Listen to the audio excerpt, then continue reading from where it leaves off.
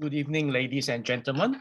I would like to welcome you to our free webinar, Platelet Rich Fibrin and Evidence for Use in Dentistry, organized by Nuffield Academy.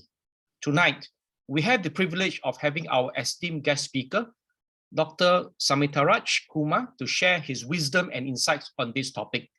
Dr. Kumar is the founder of Nuffield Dental Holdings and director for both MALO Dental and ZAGA Center in Singapore. A general dentist with a deep interest in surgical dentistry and implantology, he has used PRF since 2017. And without further ado, Dr. Kumar, please.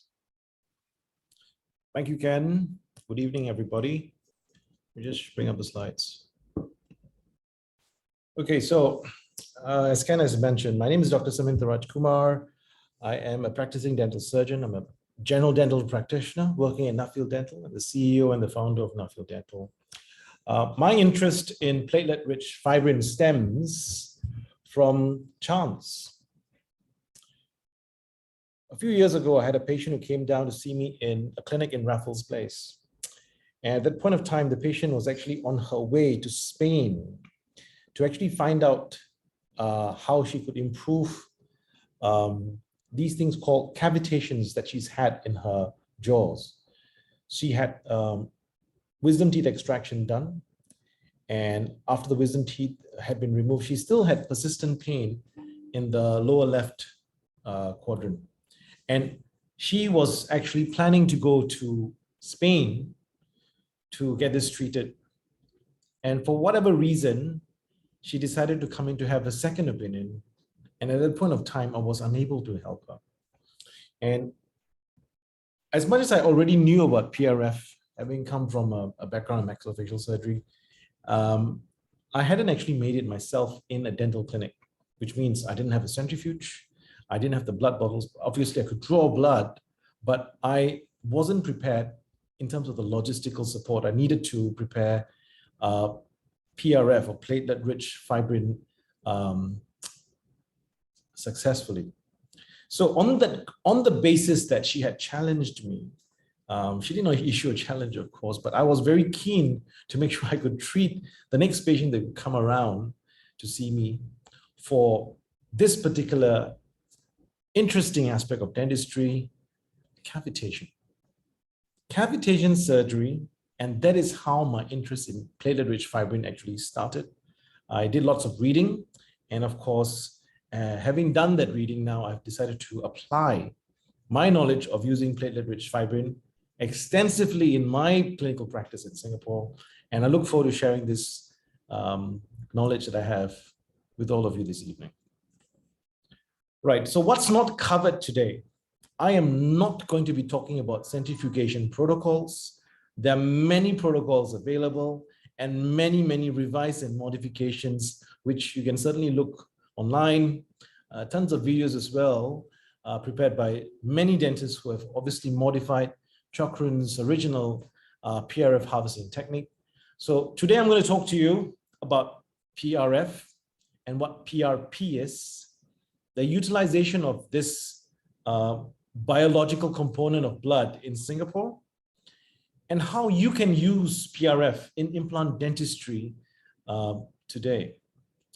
Obviously, I will be talking about the extensions of PRF, not just in implant dentistry, and also how you can use this in general dentistry, or for example, in perio, or even orthodontics. Now, I have prepared a very nice video at the end of this to show you how PRF is harvested and prepared. Now, for the vast majority of you, you would like to immediately start using this protocol in your clinical environment. Now, what is also not covered is venipuncture and the relevant clinical anatomy to ensure that you're successfully drawing blood at first go when you see a patient. For those of you who have not had the chance to work in hospital, or perhaps a maxillofacial rotation, perhaps it would be useful for you to find venipuncture courses. The next course that we have will be in 2 months' time. It will be held in the Dental Academy in Malaysia, Kuala Lumpur, and we will be teaching venipuncture for dentists around Southeast Asia. And of course, I will be able to share you with then the protocols I use for my PRF harvest protocol. So this is the inventor of PRF. This is Joseph Chokron. Joseph Chokron is credited with inventing or at least establishing platelet-rich fibrin as an excellent form of a biological substrate within the dental environment. Now, PRF is not just used in the dental environment, of course, it's used in plenty of surgical specialties, from general surgery to orthopedic surgery, the list goes on. But he has an interest in craniomaxillofacial and facial plastic surgery. And because of him, I think there are lots of patients who have benefited from the aspects of healing that platelet-rich fibrin offers to the patients. Now, let's look at the discoveries he has made over the last few years. Now, in 2001, he came up with PRF. 7 years later, he came up with leukocyte-rich platelet-rich fibrin, that is LPRF. And 5 years thereafter, there is advanced platelet-rich fibrin, APRF.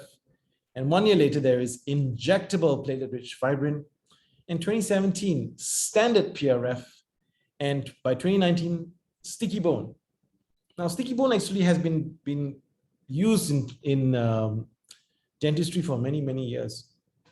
But his protocols were aimed at simplifying it so that you will always be able to get the exact sort of consistency of platelet-rich fibrin in your clinical setting, with or without any form of additives to the mix. Here you are, starting off PRF. You want to take blood. You take the blood, you put into the centrifuge, and then for some reason, you don't get PRF. So the question is, why? If it was just that straightforward, obviously everyone would be doing it.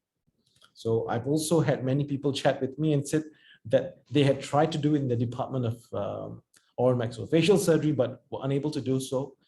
And for various reasons we'll talk about in a while, to see how we can improve the success rate of ensuring you get a very nice, consistent amount of platelet-rich fibrin when you perform your centrifugation. Now let's look at blood. We have tons of blood in our body, of course, but what are we after here? We are truly after the growth factors, the platelets, and the most important component, a scaffold for all of this, which is the fibrin.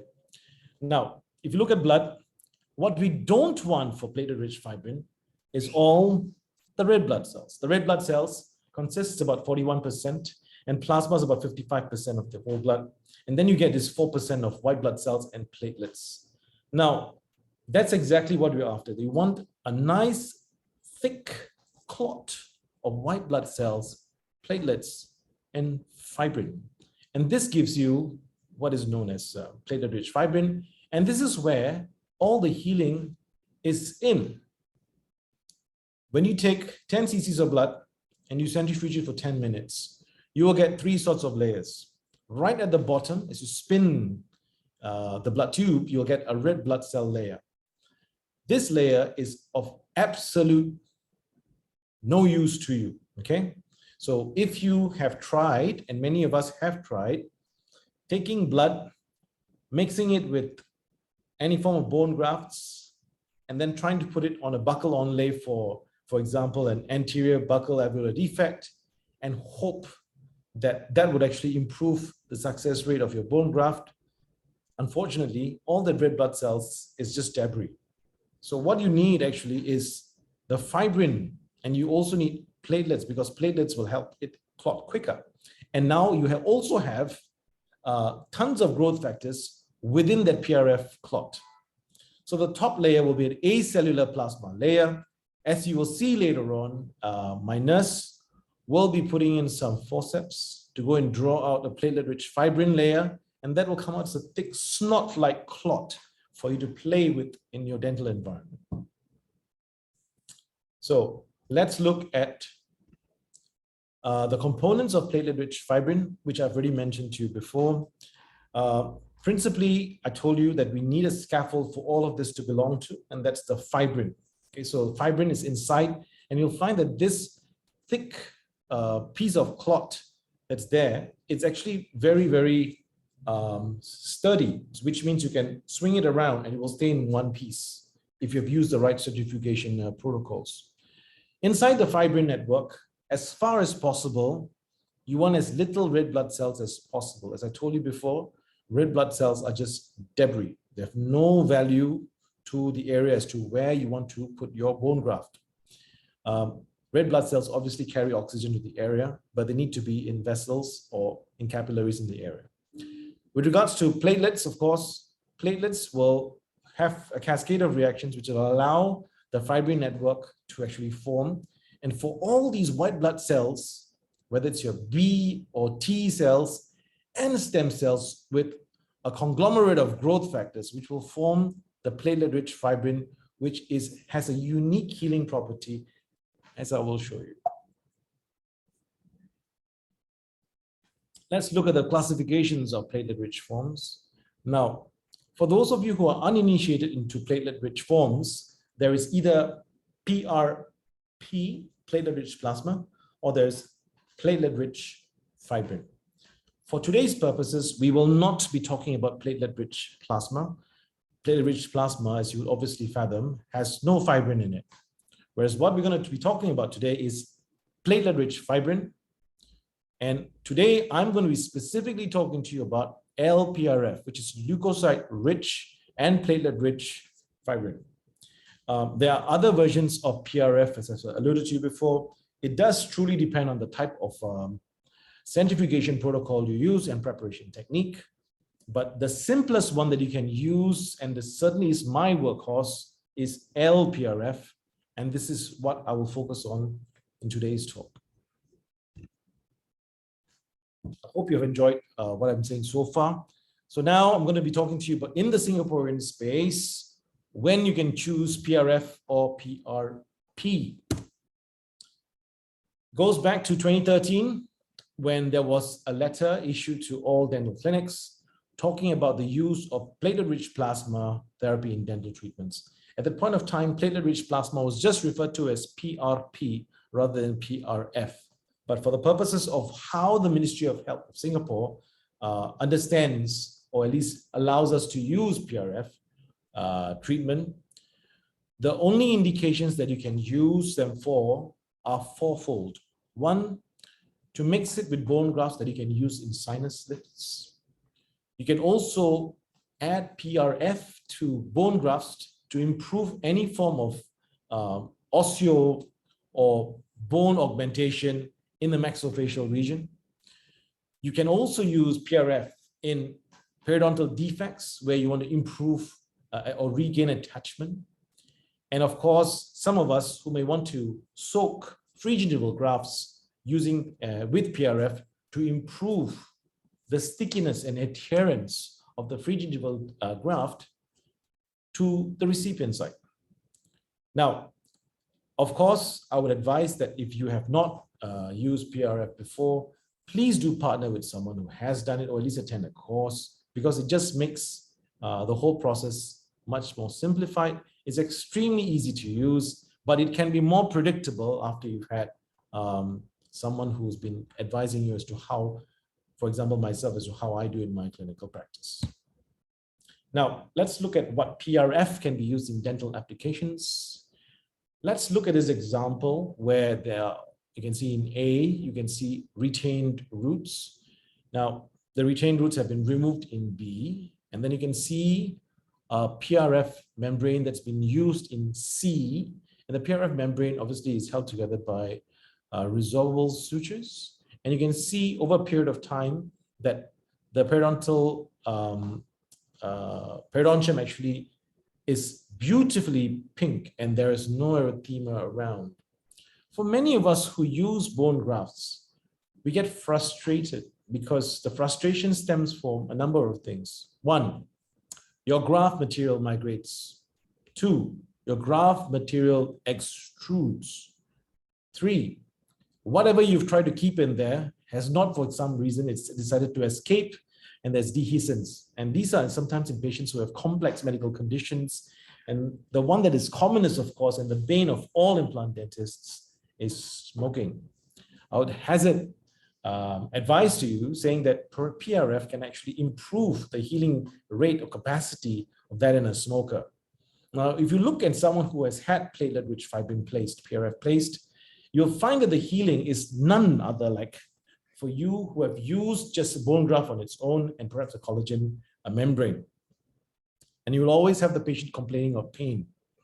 And this is obviously because the body is now responding to this foreign body in whichever location you put it, and now then sends all the 5 signs of inflammation. Okay, and one of them obviously is calor, and of course dolor, and of course delay function. So you don't have people who want to go out because they've had surgery, so they want to go and rest.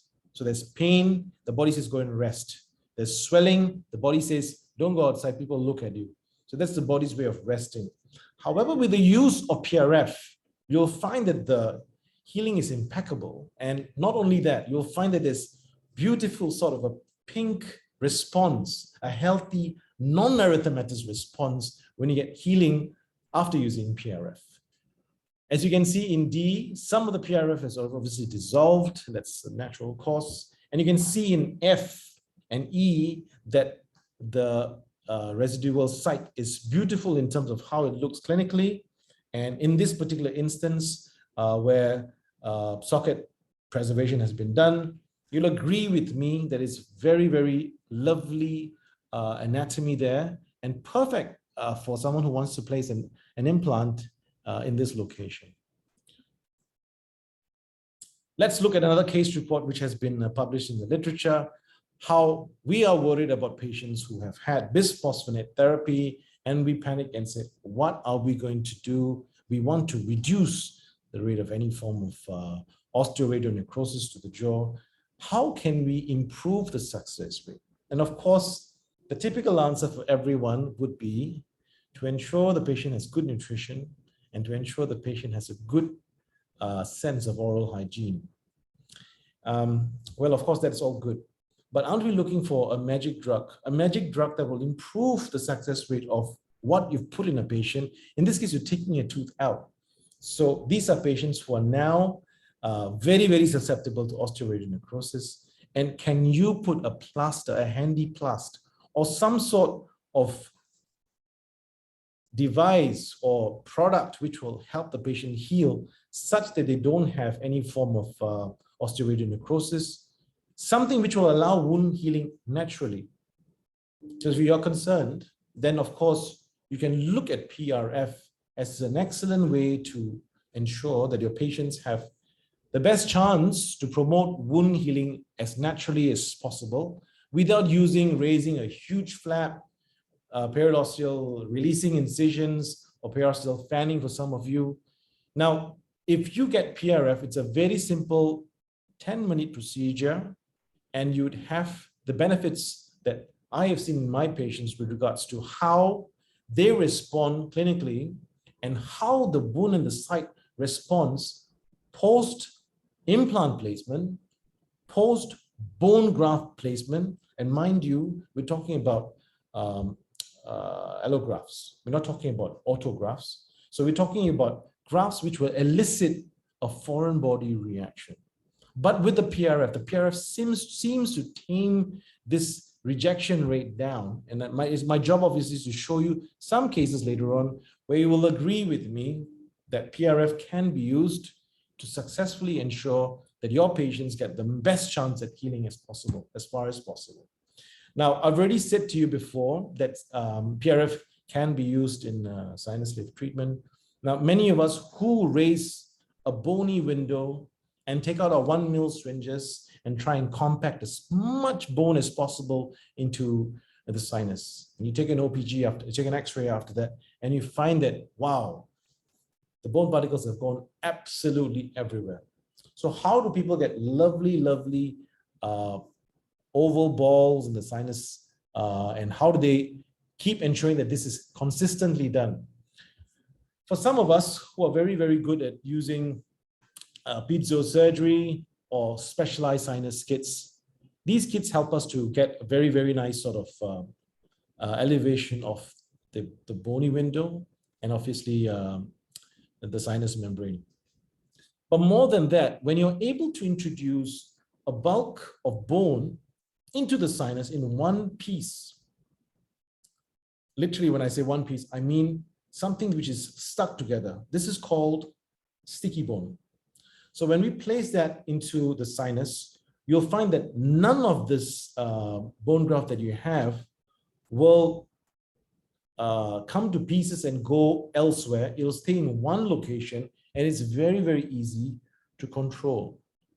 The frustration, of course, for all of us is that after we've done the sinus lift, many, many bone particles go everywhere, and your nurse will be sucking and sucking and using the suction until she's tired.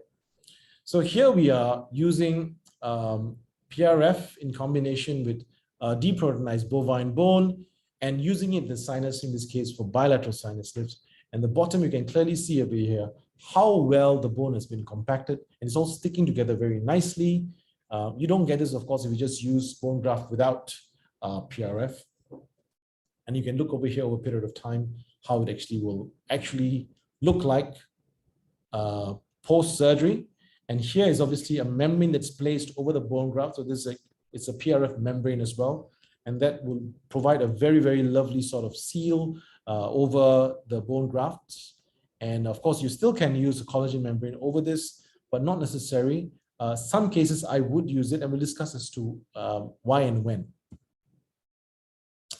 Of course, one of the first photographs I showed is about socket preservation. You can place PRF in extraction sites, of course. Not only does it enable you to maintain the volume of post-extraction, you also are able to reduce hemorrhagic complications, which means it actually stops the bleeding. So in patients who've had, for example, on warfarin, any form of new generation antiplatelet therapy, you'll find that if you actually place PRF and use that in combination with your bone grafts, you'll find that the bleeding actually reduces much quicker. And certainly the healing is much better. And this particular set of articles, they actually say that there's lower bone resorption compared to implants inserted in non-preserved sockets. And of course, apart from just using PRF in the sinus, you can use it in the alveolar ridge. And in this instance, we're looking at a cleft, and a particular cleft can be actually treated without just using chips from the iliac bone, iliac crest. You can actually just use normal bone graft material. You can get it from Bios or whichever other company you fancy. And then you can use this with PRF because the whole thing becomes actually biological. Okay, so in this instance, you can actually use PRF to treat bony defects without using large amounts of good quality bone, of course, from the iliac crest of the calvarium. You can actually do without that, and you can actually try and use this with PRF to get a similar sort of result. Let's look at some of the applications that I have used myself in implant dentistry. I've played around a lot of this because I'm genuinely interested to give my patients the best outcome. If you have done implants for a significant amount of time, as many of you have, you will get patients who have failures. And when you have failures, the most important thing, of course, is to try and work out why it failed, because you don't want for that to happen again. And if there are ways to actually improve the success rate, you should try and employ them as far as possible. But of course, we don't want to make it to the point where you are literally using PRF for every single case and charging patients for this. It's up to you what you want to do in terms of the charges for PRF in implant dentistry for your patients. But I'll tell you now that there is a lot of scientific literature that talks about some of these things, which I'm going to talk and share with you about. Plenty of dentists have actually dipped implants in PRF. And why would they not? Because we've always had this problem where we want the implant surface to be as wetted as far as possible, wet it with blood. The moment your implant goes in, you want to see the blood rising up on the implant surface. In the instance of someone who's a smoker, where that doesn't happen, if you're using a cheaper implant system which doesn't have a very good implant surface, then you may wish to consider using PRF, because you literally get the PRF and then you dip your implant inside and then you put the implant in. Now, obviously, this adds a lot of time to the whole process. And you actually have to time and plan so that the patient has a very nice experience from the point they enter your clinic to the point they leave. Because now you're introducing a lot more. You're introducing venipuncture, you're removing blood, you're then mixing the blood, you're then waiting for the PRF to set. And then, of course, you then take your PRF and you coat your implant with it and you place it. So these procedures will take time if you have not had any form of training or any form of advice as to how you can plan this so that it's done very, very quickly and very efficiently. Plenty of PRF can be used as a plaster in the mouth. So you have an open wound, you don't want to raise a flap for whatever reason, take a bit of blood, you can actually put the PRF on. It's a fantastic plaster. You can use it for rich preservation. In this instance over here, you can see that PRF has literally been taken and just squeezed into the extraction site, and you can put some sutures over there as well. Now, sometimes you get some patients where you really don't want anything to go wrong for some reason, okay? When I say this, every single patient should be treated the same way, of course, but sometimes we get particularly worried about certain patients for whatever reason. In such patients, I'm sure we do anything to ensure that it's successful. You may wish to consider adding PRF around the vicinity of an immediate implant. As most of you know, immediate implants are successful. Many years ago, people would scoff and say that immediate implants are not good. We now know that the success rate of immediate implants can be high as 96 to 98%, depending on the study that you read online. Now, the success of the immediate implants is truly dependent on the operator and, of course, the patient factors. So if you have very good patient factors, even a poor operator can actually get success. But the difficulty comes in, of course, with patients who have compromised bone vascularity, bad habits, medical factors such as diabetes or poorly controlled diabetes, type 2 diabetes, which actually give them very poor healing outcomes. But in this instance where you would have the use of PRF, you're improving as much as possible the healing capacity when someone who already has a poorly vascular anterior buccal segment, post-smoking, of course, or someone, for example, after you've extracted the tooth and you're staring into the socket and you're wondering where and why is it not bleeding? Where's all that blood going? You whip out your venipuncture kit, you take some blood, you make some PRF and surround the implant with the PRF clot. For some of us who are interested in treating patients and doing guided bone regeneration, you have lots of infra-bony defects, you can use PRF as per the MOH guidelines in Singapore to place PRF and to allow the area to basically form a very nice clot of white blood cells. Obviously, your patient has to have good debridement before doing this, of course. This is not a magic show, as you can obviously appreciate. And as I've mentioned to you before, you can use this in sinus lifts, very commonly used in sinus lift. I love using PRF with my bone graft material for sinuses, and it gives me excellent sort of outcomes. And once again, you can use this as a plaster anywhere. If you wish to use a bit of PRF over your soft tissue, it'll actually completely block off all those small little gaps in between your flap. And this will improve your healing rates. And one thing to note, of course, after PRF is used, when you see the patient in a week's time or 2 weeks' time, you'll find that there isn't the same sort of erythema that you would expect to see otherwise. Now, in this particular instance, I've used a product called OsteoMesh, and a lovely sort of bone substitute. And you can actually use this in combination with the PRF and any form of allograft you wish. In this instance, I use something called Osteon. And you can see severe alveolar buccal bone loss here. I've placed the bone graft plus PRF. So essentially made PRF using patients' blood and then made sticky bone using all of this together. I've put it on buccally to somewhat give a nice contour to that whole buccal wall defect. And I've then put the OsteoMesh on top of this and sutured. And you can see the volume that I've actually gained. Pre-operatively, this is a sort of a defect, and post-operatively, you can see based on the CT scan, very, very good also integration of this alloplastic substance I've used, And of course, in this instance, one of the things that osteomesh is fantastic for, of course, is to restore the soft tissue anatomy. And that is one of the reasons why I still persist in using osteomesh in combination with both PRF and particulate bone. Now, what happens in the atrophic maxilla? I mean, we treat patients who've got atrophic maxilla. Of course, we can graft them and then come back to surgery after 4 to 6 months. But how about a case where you have very, very severe resorptive ridges? And you can see here, a patient over here, and that, of course, is the nose up there. And you can see a lot of buccal threads. The threads are shown buccally, and you can see not even bone at the apex. What actually happens to these sort of patients when we use both a PRF and bone particle, a sandwich sort of technique? This is the main problem that we face in all-on-4 surgery. You get lots of resorption in the buccal region. But for some reason, if you place your implants palatally, you don't have this problem. And the reason for that is because palatally, the gingiva is so thick, it affords great protection of the implant. Anteriorly, as the patient undergoes aging, the patient loses yet more bone. So you have to consider how you'd actually reconstruct these defects. For me, I tend to use both PRF in combination with bone grafts and, of course, an osteomesh.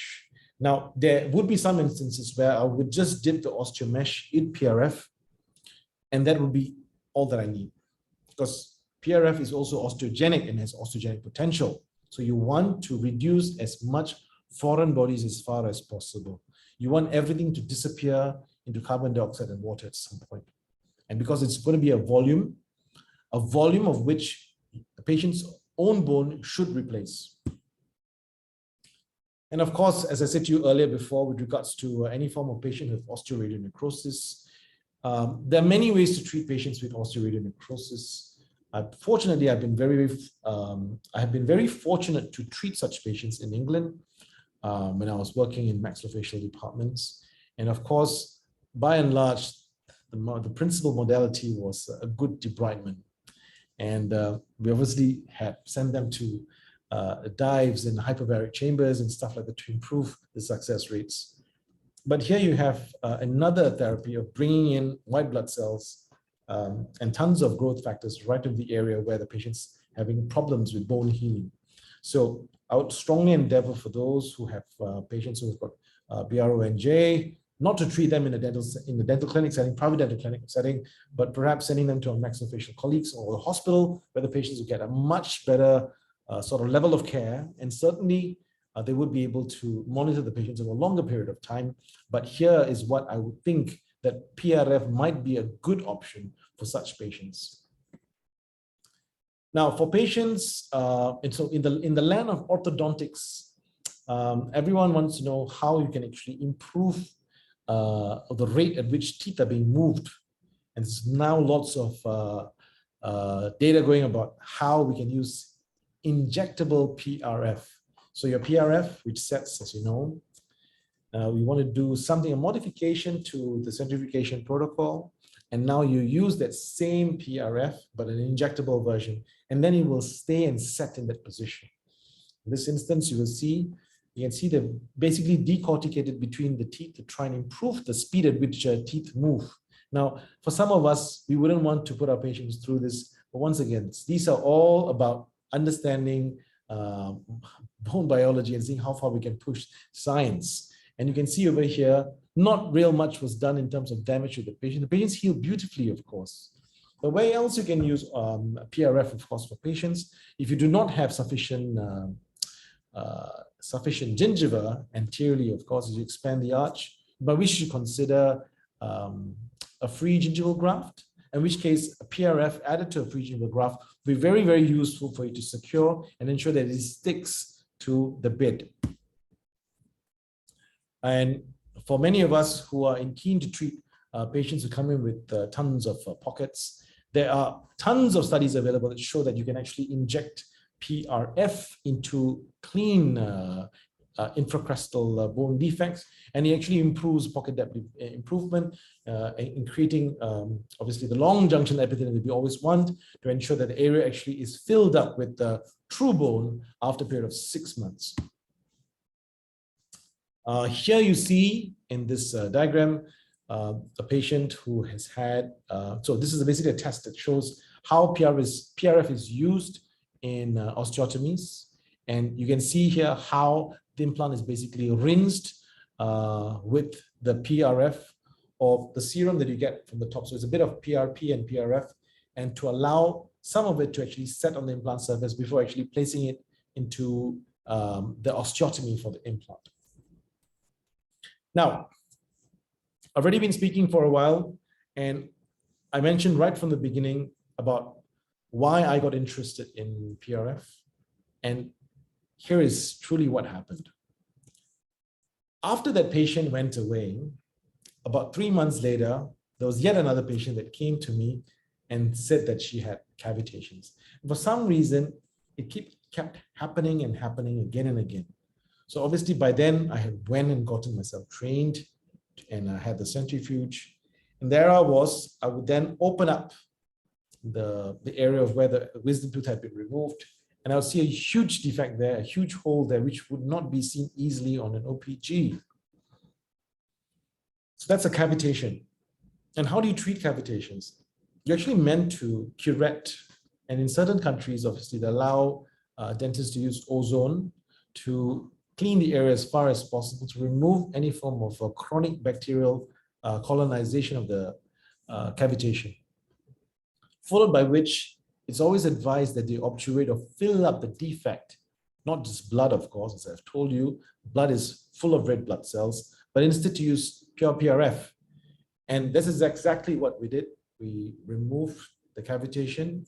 We decorticated the insides of the cavitation, and that large cavity was then thereafter filled with PRF and tension-free closure on top of that. Now let's look at the armamentarium that you will need to perform PRF harvest successfully in your clinic. On the top left-hand side, you will see that that's the PRF kit. Should you wish to buy the PRF kit in Singapore, it's a very simple phone call to Sneha. Sneha is working one of the companies that I'm related to, Medident, and you'll be able to get a number at the end of this lecture. And it's a very, very simple kit, but it gives you all the instruments that you would need to do a number of things. Firstly, you need containers to ensure that you collect the clot. And collect the clot, you can actually do a number of things with the clot. You can make sticky bone. You can make sticky bone by ensuring that the clot is mixed almost immediately once it comes out of the centrifuge with any form of bone graft substitute that you like. Then the surface that this kit has, of course, enables you to place the PRF clot on top of this and allow you to flatten using the lid. Now the lid has a 1 millimeter sort of thickness between the inside of this lid and the platform, which means your PRF clot here is now transformed into a 1 millimeter membrane. Now, of course, you don't really need to be drawing lots of blood to do these procedures. Now, I typically draw anything from 18 to 20 mils. I know some of my friends who draw more than that for bigger sort of defects, and some who actually draw a lot of blood just because they want more membranes. These membranes are fantastic. In fact, they can become very, very thick. And in fact, you can actually keep them up to 7 days, okay? If it's done correctly. In B, you'll see the centrifuges. Centrifuges are easy to obtain, but the problem is that not every centrifuge is the same. With the centrifuge comes the position as to how the blood tube is tilted and the G-force that the blood actually experiences during the centrifugation cycle. So one may think that all centrifuges are the same. I'll tell you they're not, and it's very, very important you get a very simple system because a centrifuge can be used for a very, very long time.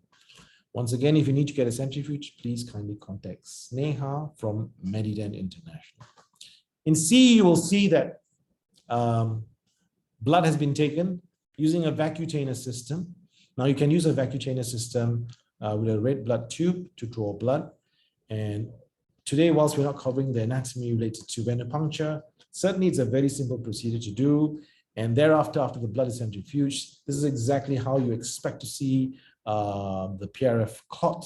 And that's the PRF clot on this stage of the PRF kit. And there are tons of other instruments that are very, very useful in terms of either packing bone graft or sticky bone into an alveolar defect, or for example, cutting off and trimming. These are very sharp scissors, of course.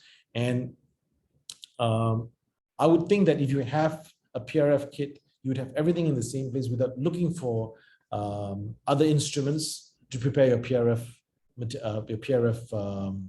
whatever procedure you're going to do with PRF. So now, a video.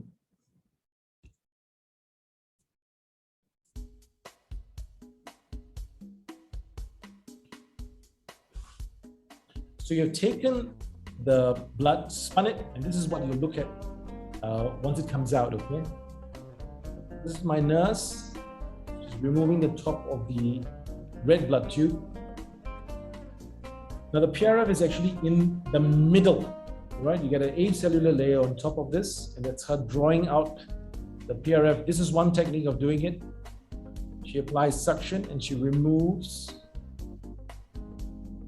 the PRF. That's the PRF with the clot at the bottom.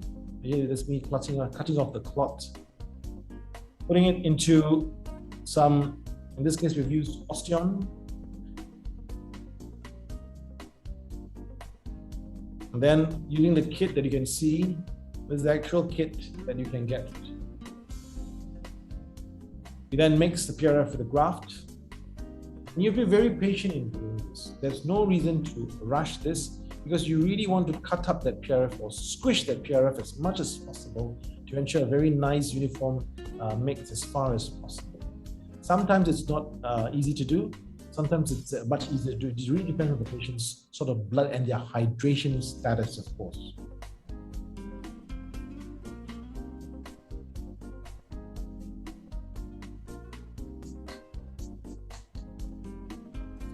We tend to tilt this whole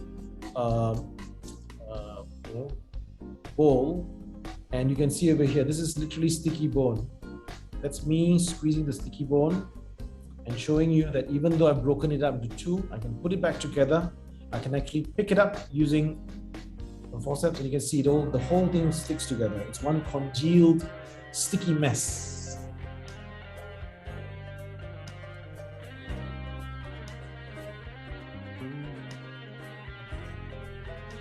Now, of course, I said to you before, you can make PRF membranes. So it's the same procedure.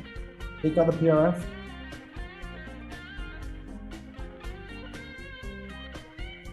One fat globule of PRF there. And then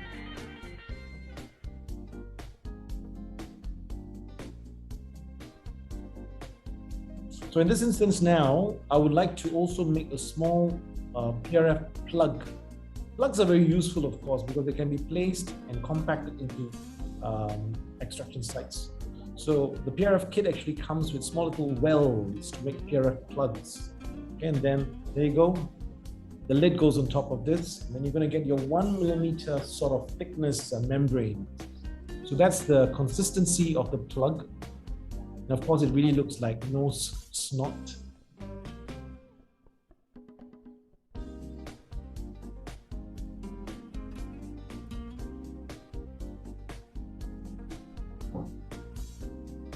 And here you go, your PRF membranes, which you can stretch, you can fold over,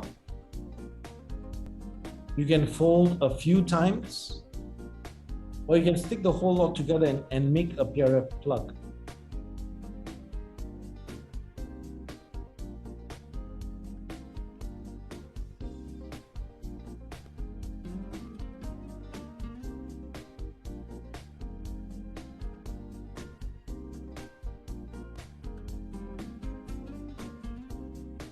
You see how strong that membrane is.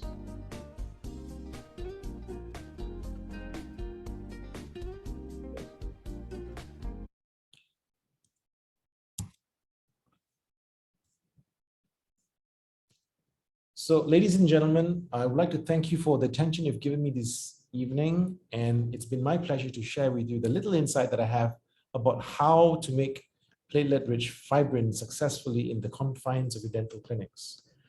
That particular incident that prompted me to learn about cavitations and how to manage them also allowed me to learn techniques as to how I would then be able to rehabilitate complex patients with lots of bone loss, with patients who would have, for example, after wisdom tooth surgery, wanted better healing. These are the techniques you can use to actually improve the healing capacity of your own patients. As I mentioned to you before, we are always fighting with biology inside the mouth, whether it's poor oral hygiene or patient systemic factors. PRF can be used to improve the success rates of which you, especially in the realms of implant dentistry, it's an extremely useful tool. I would say to get started, it's important to do lots of reading. A course is coming up, as I said, at the Dental Academy in Kuala Lumpur. You can actually go to the Dental Academy website or follow at the Nuffield Dental Academy website for more information about training opportunities. With regards to PRF equipment inquiries, please look for Sneha, and Sneha will be able to signpost you to the relevant sort of places where you can get these things. And certainly the PRF kits is a must-have, else it's quite difficult to do the preparation that is required to get good quality membranes and certainly good quality sort of platelet plugs.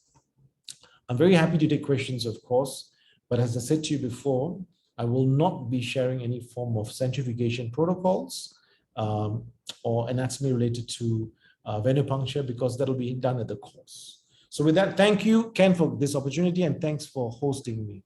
I'll answer questions now.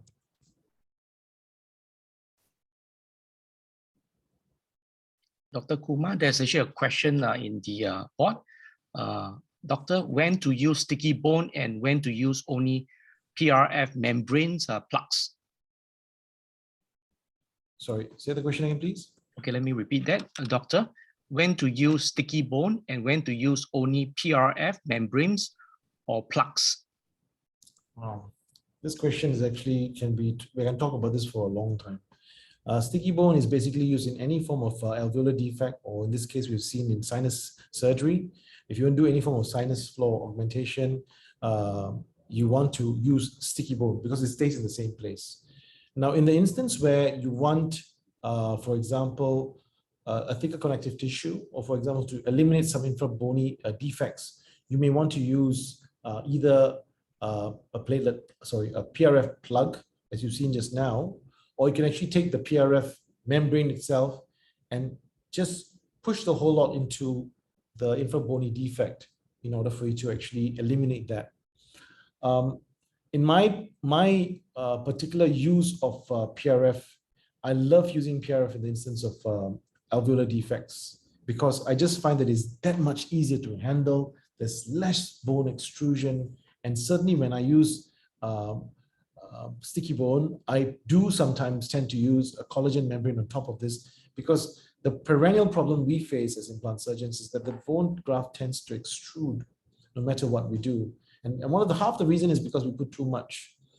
So there'll be the reasons and how I would indicate the various uses of using a PRF, sticky bone, and certainly a PRF plug.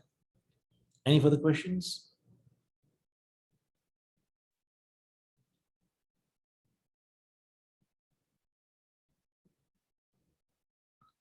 No questions.